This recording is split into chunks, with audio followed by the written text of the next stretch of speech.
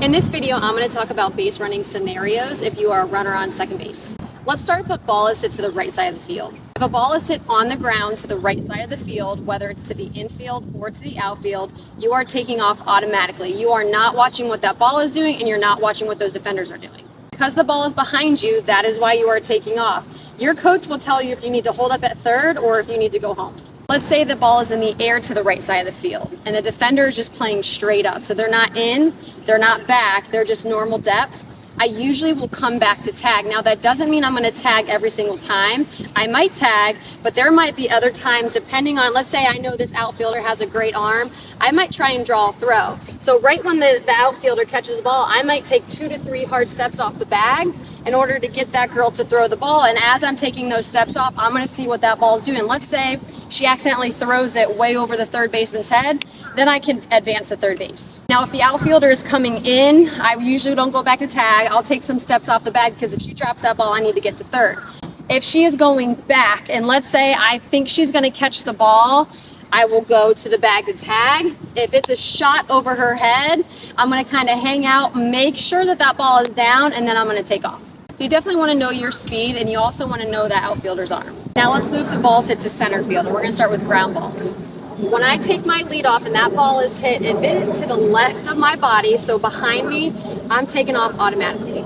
I'm not going to wait to see what that ball is doing or what that defender is doing. Because I got a good jump and I saw that it was to the left of me, I'm going to be taking off and I'm going to be safe. Now let's say the ball is in the air and it's just a routine fly ball. If it's a routine fly ball, even though I'm very fast, I'm not going to be able to tag up. So I'm always going to go about 4 to 5 steps off the bag, depending on where that defender is. When I do that and I take my lead off and I see that ball is hit, I want to turn my back to the field. And the reason for that, it gives me a much better view to see if that defender is going to catch the ball or if they're going to drop it. In my opinion, taking a lead off and doing this and completely turning my chin over my shoulder, depending on where it's at, is really tough for me to see that ball. So what I like to do, I take that lead off, I see it's hit, and I turn my body this way. If she catches it, I go back. If she drops it, I'm going to third. Now, if a ball is hit to right center, you really just have to use your best judgment. Normally, if it was a line drive to right center, I was being aggressive, and I was usually coming off the bag because I was anticipating that ball dropping.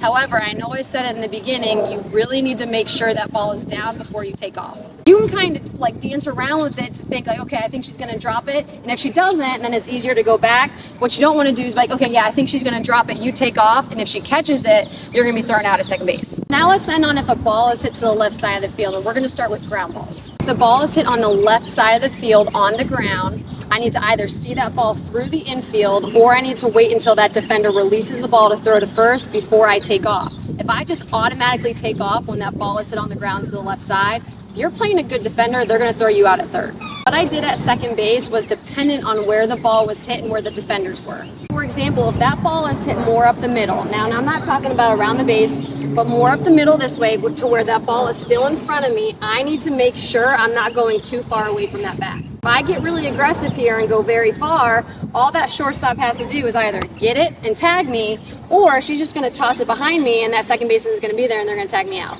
Let's say the shortstop is playing straight up. So she's right in between third and second base and it's hit right to her. I might be a little bit more aggressive here because she's a little bit further away from me. And what I really like to do as a base runner, because again, I was a very aggressive base runner, is I would anticipate that ball leaving her hand to go to first, because right when that ball leaves her hand, I'm taking off for third because I have speed. If you are doing that and you are very aggressive, you really need to make sure that ball is leaving her hand before you take off. Now, same rules apply if it's hit to third base. Because she's really far away from me, I'm going to be a little bit more aggressive.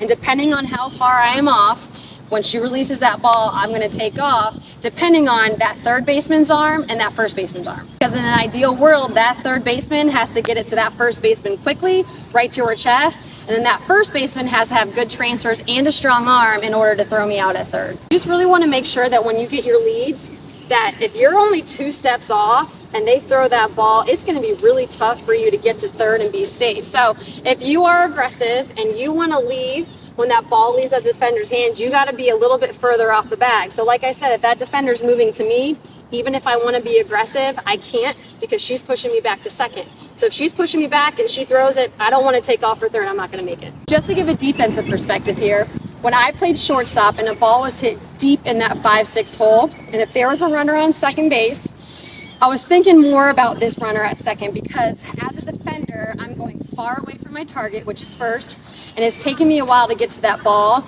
Even if I field it cleanly and come up, I still have to make a very strong throw, and we know softball is a very quick game. Bases are 60 feet away.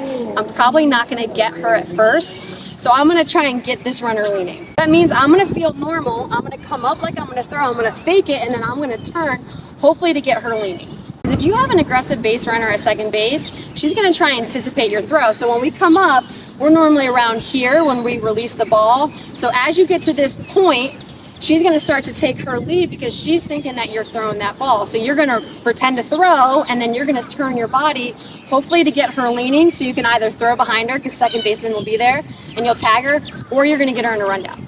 So just be very aware of your speed, the strength of the defender's arm, and seeing where that defender is catching the ball.